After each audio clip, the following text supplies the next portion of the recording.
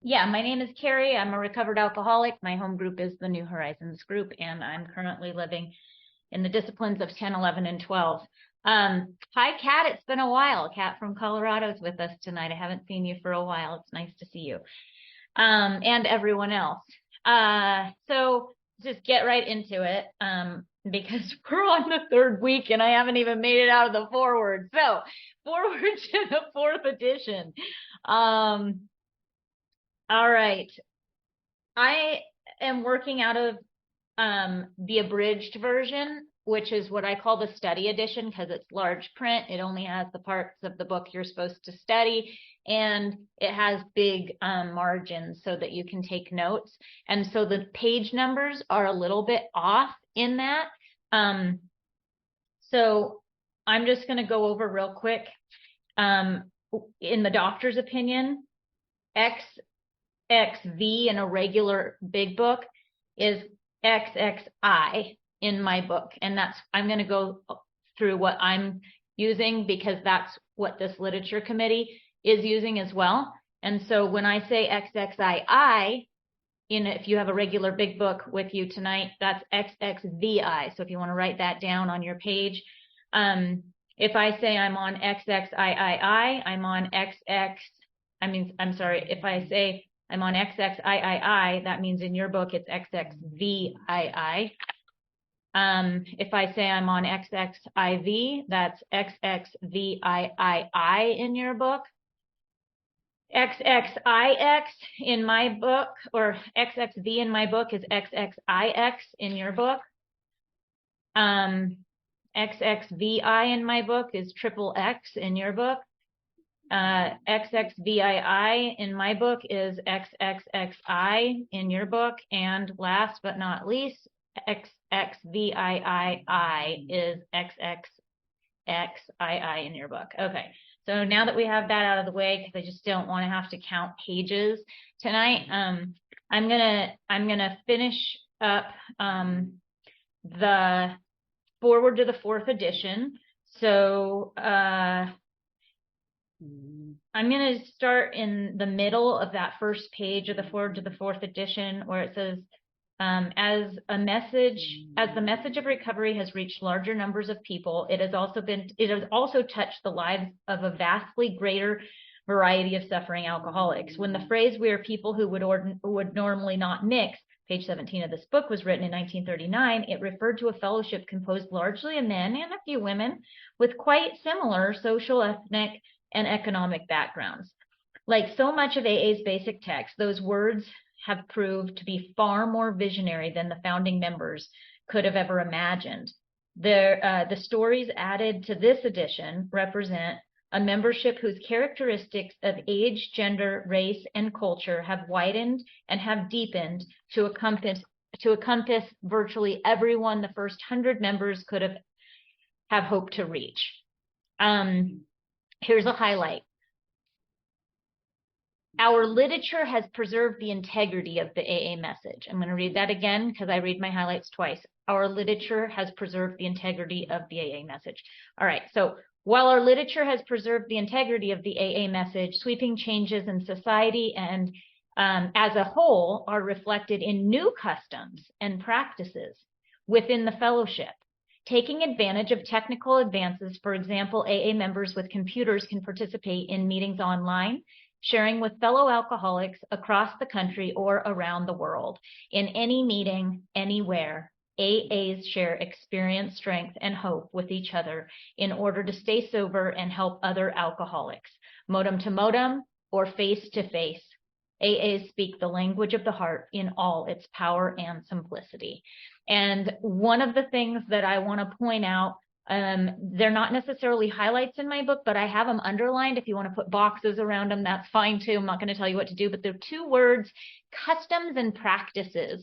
And the reason that that's important for me, where it says, while our literature has preserved the integrity of the AA message, sweeping changes in society as a whole are reflected in new customs and practices. What that doesn't say, which is just as important as what it does say, is it doesn't say steps and traditions.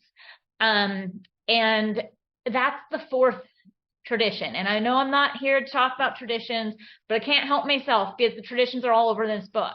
And so customs and practices are what each group gets to autonomously decide for themselves what they want to do. That does not include new steps or new traditions.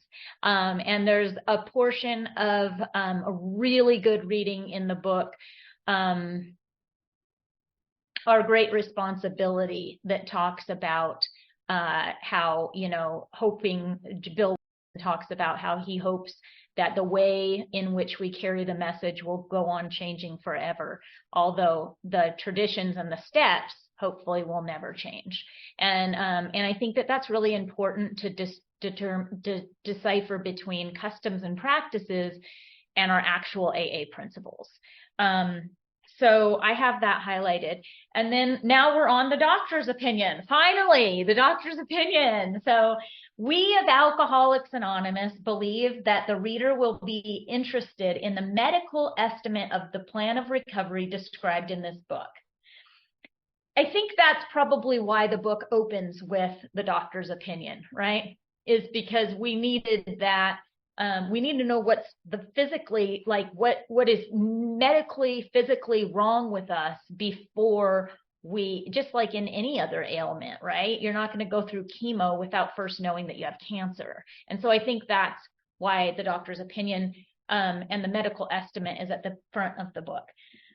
Convincing testimony must surely come from medical men who have had experiences with the suffering of our members and have witnessed our return to health. A well-known doctor, chief physician at a nationally prominent hospital specializing in alcoholic and drug addiction, gave Alcoholics Anonymous this letter. Now, the reason the font is a little bit different and the margins are a little bit different is because when it's Silkworth, when he's writing, it's going to be a different font and a different margin so that we can decipher and determine where he's writing and where the authors are writing. He says, to whom it may concern, I have specialized in the treatment of alcoholism for many years. Notice how he leaves the drug addiction out, because drug addiction and alcoholism are just part of his specialty, right? But he's not talking to us in Alcoholics Anonymous as someone who specializes in drug addiction. He's only talking to us about alcoholism because that's what we've asked him to do. So I have specialized in the treatment of alcoholism for many years. In late 1934, I attended a patient who, though he had been a competent businessman of good earning capacity, was an alcoholic of a type. An alcoholic of a type. Remember, I'm going to repeat myself when it's a highlight of mine. I had come to regard as hopeless. Hopeless. In the course of the third treatment, he acquired certain ideas concerning the possible means of recovery. As part of his rehabilitation, he commenced to present his conceptions to other alcoholics, impressing upon them that they must do likewise with still others. Impressing upon them that they must do likewise with still others. First of all, the reason why I highlighted alcoholic of a type is because that's the first time in the first 44 pages plus the doctor's opinion that it is going to not just use the term alcoholic, because this book doesn't. It talks about alcoholic of our type, alcoholic of a type that I've come to regard as hopeless, alcoholic of the hopeless variety. Alcohol, it really specifies that we're not just the person who's gotten physically addicted to alcohol because we've been drinking for too many years and we need to detox and then we're fine. It's an alcoholic of a hopeless variety. And so it's going to differentiate that. And on page 21, it says it in 3 different ways, including a real alcoholic. And I know that that offends some people, but I think it's really important to know what they're talking about because of how many times they differentiate. So that's my highlight there. And then my highlight with as part of his rehabilitation, this is one of the first musts in the book, right? Basically, it's the theme of the whole book is you got to give it away to keep it. You got to help others in order to stay sober. And that's what this is saying. It says, as part of his rehabilitation, he commenced to present his conceptions to other alcoholics, impressing upon them that they must do likewise with still others.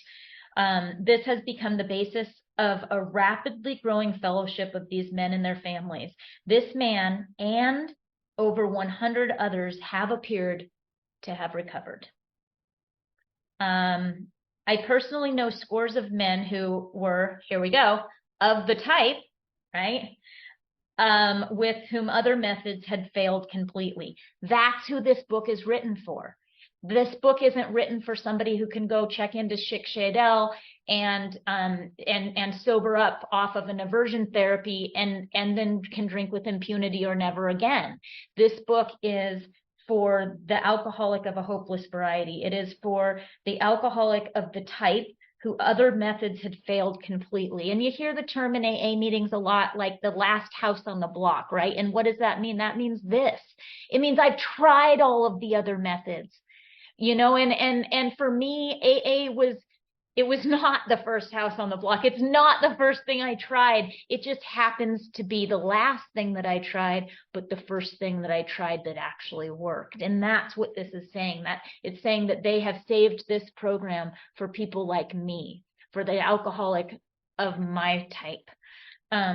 And I appreciate that, because I didn't know that I was of the type. I didn't know that I was of the hopeless variety when I first got sober. I didn't know that until reading this book.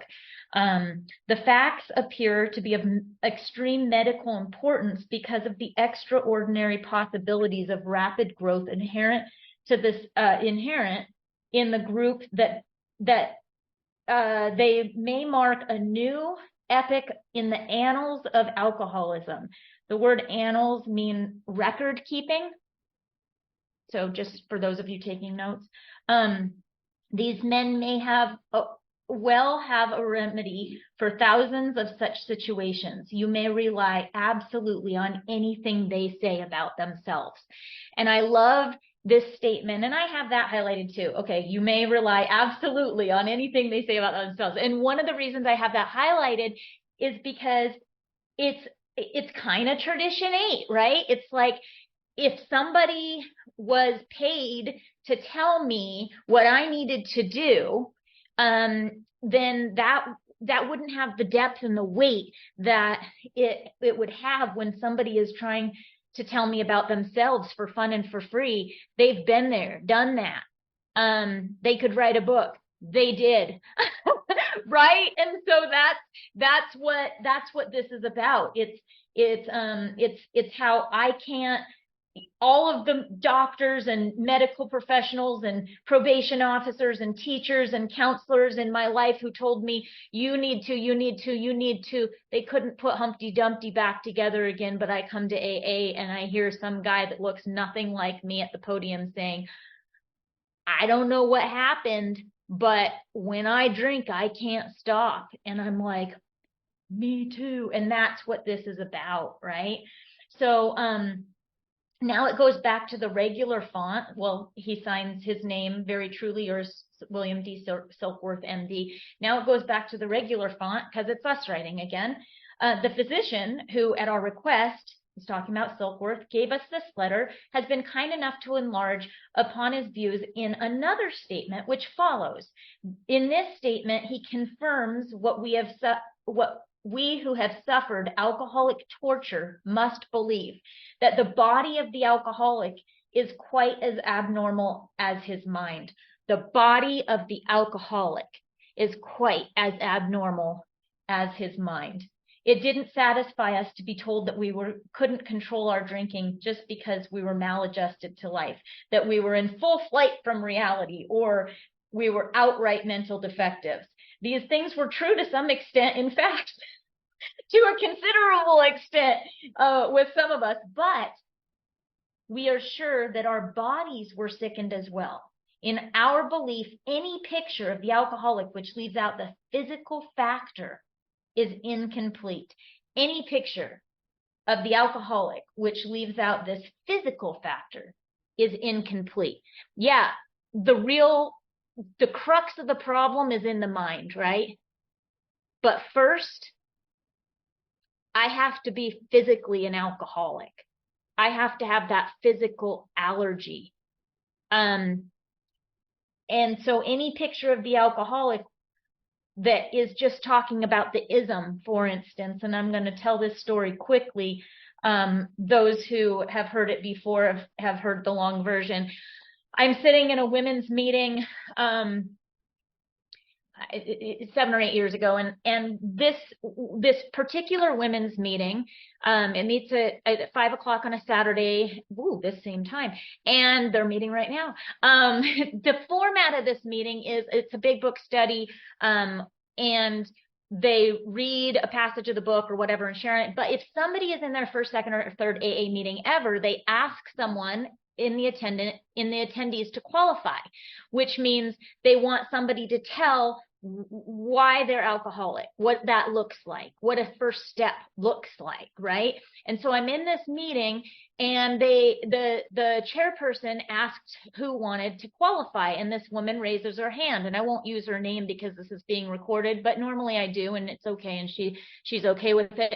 But she raised her hand, and when she went to qualify or say how she knows she's an alcoholic for the new person in the room, she said, "Oh my gosh, I can't believe I was just before the meeting with a new person, and I was just saying this. So I'm very, I'm ready to go here." And so, yes, that's why I volunteered. How I know that I'm an alcoholic is because of my rage. She says, I am born restless, irritable, and discontent. And I remember when I was 8 years old, this is what this woman shared to qualify as an alcoholic. When I was 8 years old, she said, my neighbor friend, little girl from down the street, came over to play without calling first. She didn't have her mom call my mom. I got so mad, I beat her up right there on my porch. At the end. What? Oh, hell no. Does not qualify you as an alcoholic. So my heart's beating, and as a sort of direction from my sponsor, I am not supposed to share when I have that burning desire feeling. So instead, because I don't want to correct her, I highlighted this. Any picture of the alcoholic which leaves out the physical factor is incomplete. I had the little baby big book with me, and she was kitty corner, one row up, and I tapped her on the shoulder and I passed her the book, and it's highlighted. And at that time, she had 12 years sober, and no one had taken her through the book to qualify her. No one had helped her to qualify. I did end up working with her. I sponsored her for 5 years before she moved away. But one of the things that she was able to tell me is that she had always felt like a failure when it came to her 12-step work, because she didn't, sponsees didn't last, and she thought she was doing something wrong. And I love the instructions in this book, because it wasn't her. She wasn't not likable. It was that she wasn't identifiable, because she wasn't talking about the physical factor. When I drink, I get thirsty. You don't have to say it like the big book says it. Oh, I have a phenomenon of craving. No, you can say it in plain English. When I drink, I don't get quenched. I get more thirsty, right? I wake up doing weird things in weird places with weird people. You know what I mean? So those things are very important, I think, and that's what Silkworth is saying here, or that's what the body of the alcoholic is quite as abnormal as his mind. Second one, any picture of the alcoholic which leaves out this physical factor is incomplete. So the doctor's theory that we have an allergy to alcohol interests us. Allergy, 1939 definition, abnormal reaction to a food or substance. So I know a lot of people come into AA and they're with me. They're like, okay, yeah. Oh my gosh.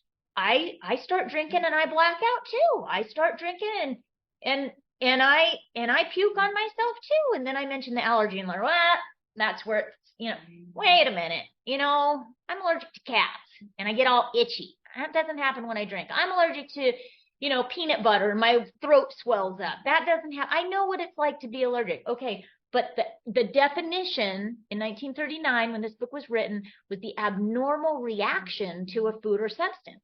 So my abnormal reaction to alcohol, when 90% of everyone in the world, I mean, quite honestly, and I'll just throw it out there, everybody likes the effect produced by alcohol. I mean, once in a while, you'll get some weirdo who doesn't, but you don't have to be an alcoholic to like the effects produced by alcohol, right? That's why a beer is $7 and a soda is $2. There's something extra in it, right? But the fact is that alcohol works for many people who aren't alcoholic. They can have a drink, experience that sense of ease and comfort, and then be done. And the abnormal reaction is I'm not done until King Alcohol is done with me. The abnormal reaction for me is I don't get quenched. I get more thirsty. And that is the abnormal reaction. For the sake of time, I'm just going to skip over to the next page, which in my book is xxiii. I can't help myself. I'm sorry. Tradition 8, 1, 2, 3, 4, 5, 6 lines up from the bottom of the page. The highlight is the entire absence of profit motive, T8. Okay, so bottom of the page, the paragraph that starts out, of course, the alcoholic ought to be freed from his physical allergy. Let's talk about that, or physical craving. So very bottom of the page, of course, an alcoholic ought to be freed from his physical craving for liquor. And this often requires a definite hospital procedure before psychological measures can be of maximum benefit. So what they're calling a craving, and my highlight is physical craving. What they're calling a craving, what the big book calls a craving, what Bill W. calls a craving, what Silkworth calls a craving, has nothing to do with the mind, right? So it means I don't get the phenomenon of craving until I ingest the alcohol. Remember, neck up, neck down. So you'll hear well-meaning 2-3 months sober people talking in meetings about, oh, I was craving a drink really bad yesterday. No, they're talking about the obsession. They're talking about the neck up, right? The head, the crux of the problem. The craving doesn't happen until after the drink goes down. That's the physical craving. That's the physical allergy. So what they're saying here is before the psychological methods, before the steps can be done, sometimes the definite hospital procedure, getting rid of the craving, the physical craving for liquor, needs to be cleaned up for the results to work with the neck up stuff. So we believe, and so suggested a few years ago, that the action of alcohol on these chronic alcoholics is a manifestation of an allergy. There it is again.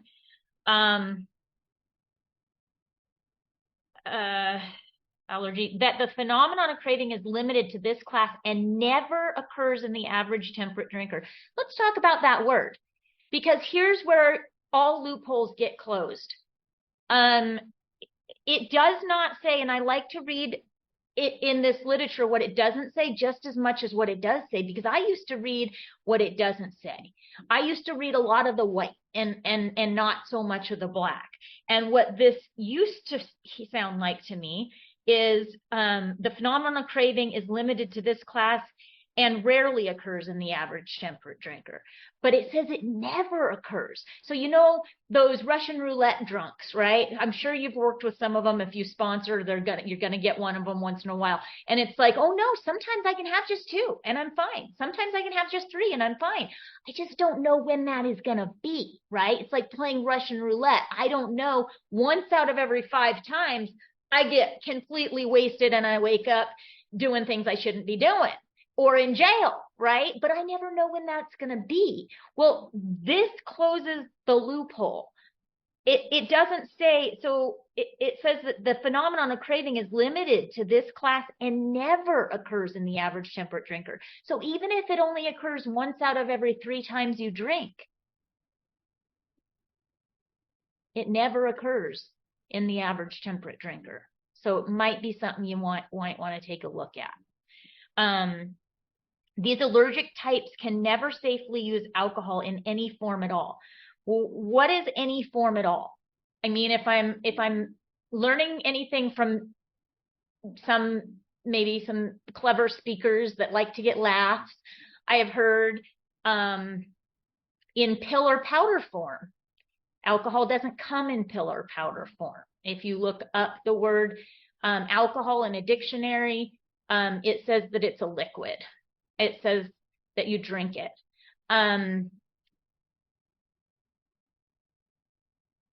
There's a pamphlet, it's called Frequently Asked Questions in Alcoholics Anonymous.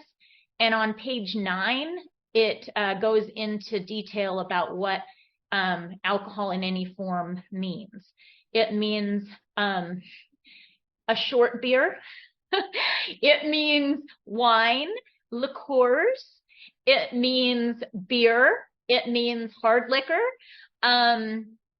But it doesn't talk about cocaine and crank and crystal meth and heroin.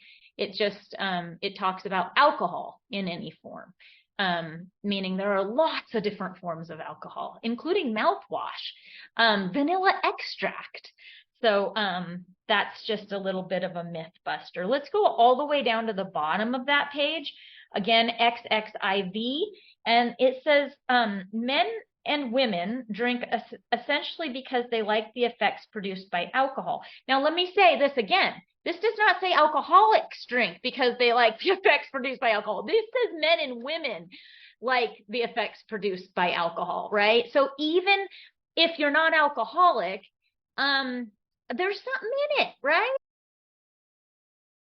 It's like it gives you that I can breathe and it works. The difference between me as someone who can't drink responsibly because I have a physical allergy to it is I can't stop. The person who can have a drink and get the sense of ease and comfort then stops and makes dinner, watches TV, plays some cards, and goes to bed, brushes their teeth. At the very bottom of the page, at the sentence that starts, they are restless, irritable, and discontented unless they can again experience the sense of ease and comfort, which comes at once by taking a few drinks. Drinks which they see other people taking with impunity, right? Because there's those normal people out there, again, that can have a few drinks and get that sense of ease and comfort. And they can drink with impunity, meaning they don't wake up hungover. They don't wake up wondering where their car is. So after they have succumbed to the desire again, as so many do, and the phenomenon of craving develops. So it says after they've succumbed, right? So that phenomenon of craving, again, it's going to reiterate and reiterate and reiterate that phenomenon of craving only comes after they have succumbed. It only comes after you take that drink, goes down the throat, and then the phenomenon of craving develops. They pass through the well-known stages of a spree, emerging remorseful with a firm resolution to not drink again. This is repeated over and over, and unless this person can experience an entire psychic change, there is little hope of his recovery. On the other hand, as strange as this may seem to those who do not understand, and anybody who might be offended to think that, you know, you're going to get control back because you've heard in the meetings that we never get that back. I might want to close your ears at this part. So once a psychic change has occurred, right? So once we've been through steps 1 through 9, Once that psychic change has occurred as a result of the steps, the very same person who seemed doomed, who had so many problems he despaired of ever solving them, suddenly finds himself easily able to control his desire for alcohol. That's when that problem has been removed, right? The 10th step promises. The only effort necessary being that required to follow a few simple rules. So what are the few simple rules? Well, it's not a 9-step program. We recover through working the action steps of 1 through 9, but then trust God, clean house, help others. Steps 10, 11, and 12, wash, rinse, and repeat every single day. And it's as easy as that, right? Dr. Bob in his last talk, when he could barely stand at the podium, he said it sums it up. Love and service, right? We know what love is and we know what service is. And all that's required is these few simple rules. Trust God, clean house, help others, wash, rinse, and repeat. All the way down at the bottom of the page, I do not hold with those who believe that alcoholism is entirely a problem of mental control. He's saying it again, because he's already said to us, right, that the body is just as abnormal as the mind. I have had many men who have, for example, worked a period of months on some problem or business deal, which was to be settled on a certain date, favorable to them. So they're saying something good is going to happen. And so they don't want to go and screw it up. It's not like they're about to lose their job or have a divorce or whatever. They're looking forward to something. So something positive is about to happen. But they took a drink a day or so prior to the date, right? And once that drink goes down the throat, now it's no longer the mental obsession. Now it's the physical allergy. And then the phenomenon of craving at once became paramount to all other interests, so that the important appointment was not met.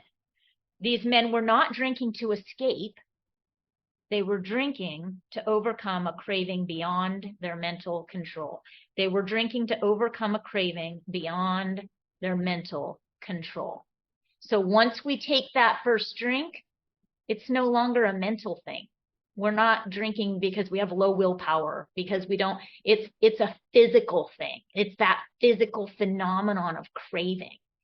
And so I know that it sounds like he's repeating this kind of over and over again. He is. It's that important. There are many situations which arise out of the phenomenon of craving, which cause men to make the supreme sacrifice rather than to continue to fight. The classification of alcoholics seem most difficult and in much detail outside of the scope of this book. There are, of course, type 1, the psychopaths, who are emotionally unstable. And I actually wrote in type 1. You guys can do it if you want to. You don't have to. We are all familiar with this type. They are always going on the wagon for keeps. They are over remorseful and make many resolutions, but never a decision.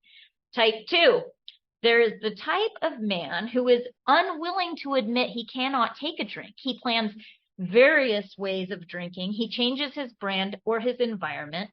Type 3, there's a type who always believes that after being entirely free from alcohol for a period of time, he can take a drink without danger. Type 4, there's the manic depressant type, who is perhaps the least understood by his friends and about whom a whole chapter could be written. And then type 5. Then there are types entirely normal in every respect, except in the effect alcohol has upon them. They are often able, intelligent, friendly people. That's my type, right? That's who. No, but it's funny because that type, and my side notes, if you guys want to do the reconciliations with me throughout this, and you don't have to, but my side notes, as to where the rest of the places in the first 44 pages are going to say this over and over again and reiterate is on page 7. This is what I have written by that last type 5. It's going to talk about this type on page 7, page 21, page 26, and page 38. There's more, but those are the ones that are really black and white. And I'll just go over those real quick. So on page 7, so this says that they're entirely normal in every aspect except for the effect alcohol has upon them. Because I was one of those people who came in and I had never paid a bill late in my life. I wasn't coming in on a court card. I wasn't coming in, jail. I could pay my bills. I could pick up my daughter from school. I could do all those things. It was just once I drank, all bets were off. I had no control whatsoever after I took that first drink. And so on page 7, Bill, he was just like me. I mean, I really resonated with this. Right in the middle of the page, it says, it relieved me somewhat to learn that in alcoholics, the will is amazingly weakened when it comes to combating liquor, though it often remains strong in other respects, right? I have good willpower. I still do. It just didn't work when it came to combating liquor. Didn't work with alcohol. We can fast forward to page 21, about 11 lines up from the bottom of the page. It says he's often perfectly sensible and well-balanced concerning everything except liquor, right? Another one, because we're talking about alcoholic insanity.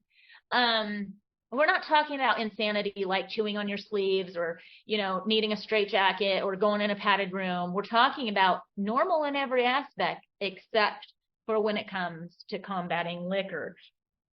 Page 26, about 12 lines up from the bottom of the page. He seemed quite rational and well-balanced with respect to his other problems, yet had no control whatsoever over alcohol. Page 38. However intelligent we may have been in other respects, where alcohol had been involved, we have been strangely insane. So that's what the alcoholic insanity is. It only comes as a result of alcoholic insanity when it comes to combating liquor. When you hear in meetings about somebody saying, oh, my alcoholic insanity was really flaring up today with my road rage in the car or whatever, it's like, no, that's human. Those are just your human character defects. That has nothing to do with alcoholic insanity. Alcoholic insanity is the inability to leave it alone, that strange mental blank spot where I'm sane in every aspect except for when it comes to combating liquor. So moving on back to the doctor's opinion. All of these and many others have one symptom in common. You would think, after sitting in meetings for 90 meetings in 90 days, after listening to all of the things that we have in common, inferiority complex, egomaniaism, fear, selfishness, resentment, we like chocolate instead of vanilla, I don't know, you name it, I've heard it. You would think that us alcoholics have more than one thing in common. No, us human beings have a lot in common. But those aren't alcoholism.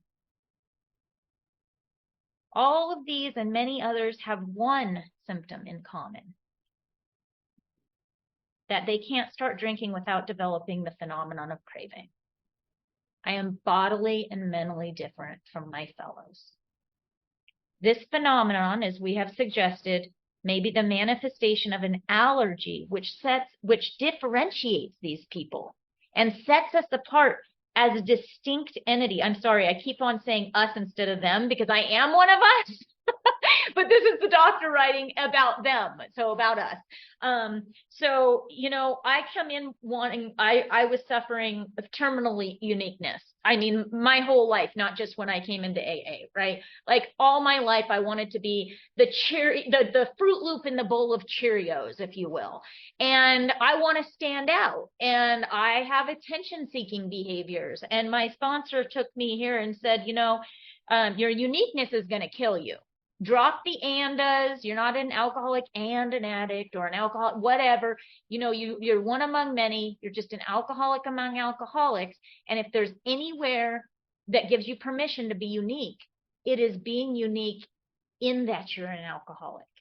You are just like the rest of us. And this is where you get to be set apart as a distinct entity. When you take a drink, the drink takes you.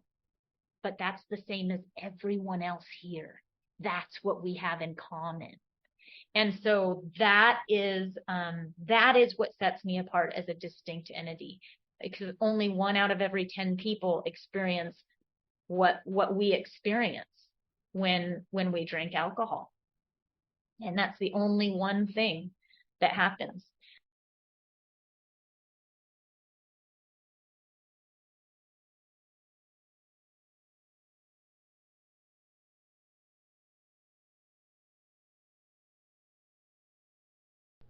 All audio and video files on the district6aa.org website or the District 6 in Area 15 YouTube channel are for personal use only. Reproduction, distribution, and commercial use are not permitted. In accordance with District 6 current practice, no faces are shown in our videos and audio is scrubbed for anonymity prior to publishing. Contributors whose voices are heard have given consent to be recorded and published consistent with our terms of use. Opinions expressed by the presenter are their own and do not necessarily represent the group conscience of District 6 as a whole.